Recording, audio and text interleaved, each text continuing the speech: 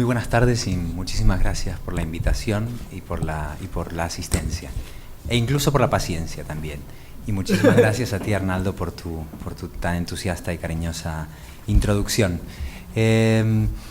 Había traído como una cita más larga, pero he cambiado de opinión ahora mismo, así que me gustaría decir solamente un poemita muy breve. Son 670 versos. No. Y son 8 o 9 versos. Nos habían pedido que este fragmento tuviese algún tipo de relación con la identidad, y entonces no puedo resistir la tentación de decirles un poemita sobre mi abuelo, cuyo último gesto conmigo antes de morir, un día antes, fue plantar un árbol. Me llevó a plantar un árbol y al día siguiente murió. Y yo en ese momento no sabía que no solamente me había regalado un árbol, sino también una metáfora. El jardinero. Aprendí con mi abuelo a plantar árboles. Los sauces necesitan más agua, Andrés, que tú. Y sus raíces al principio no son demasiado profundas. A veces crecen rápido y otras veces se estancan en la tierra, asustados del aire. Hoy no queda ni abuelo, ni país, ni tampoco ese niño, pero queda aquel sauce encorvado al que me digo: Andrés, hay que cuidar estas raíces frágiles, este miedo a la altura de la vida.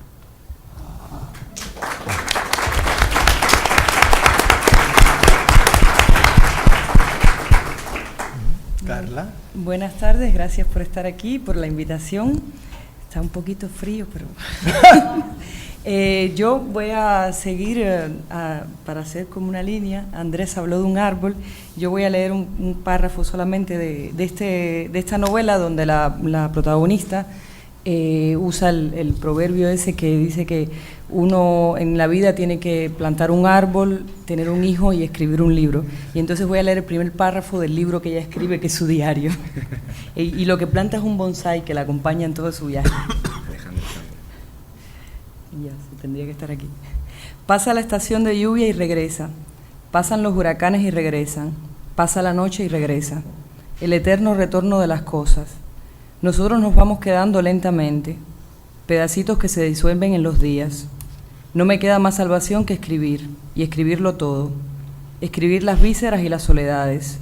Escribir como si el alma se ausentara en un intento de fuga sin regreso, como si fuera la única cosa realizable, el espiar de la condena.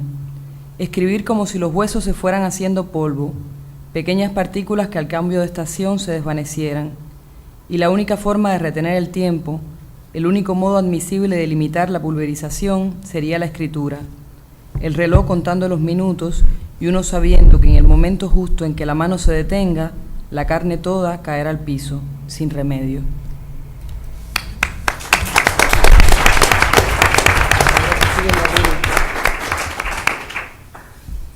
Bueno, buenas tardes. Por supuesto, me sumo a los agradecimientos de mis compañeros de mesa y a Arnaldo.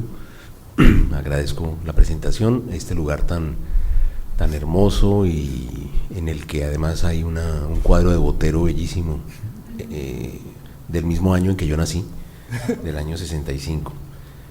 Voy a leer las primeras líneas de mi novela El síndrome de Ulises, que transcurre, como verán, en París.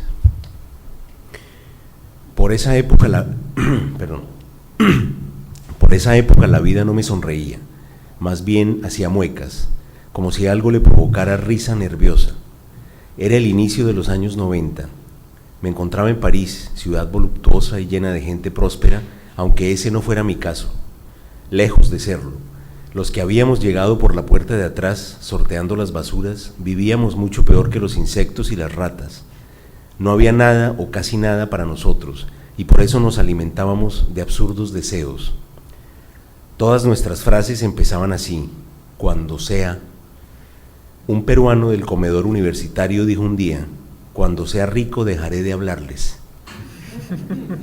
Poco después lo sorprendieron robando en un supermercado y fue arrestado.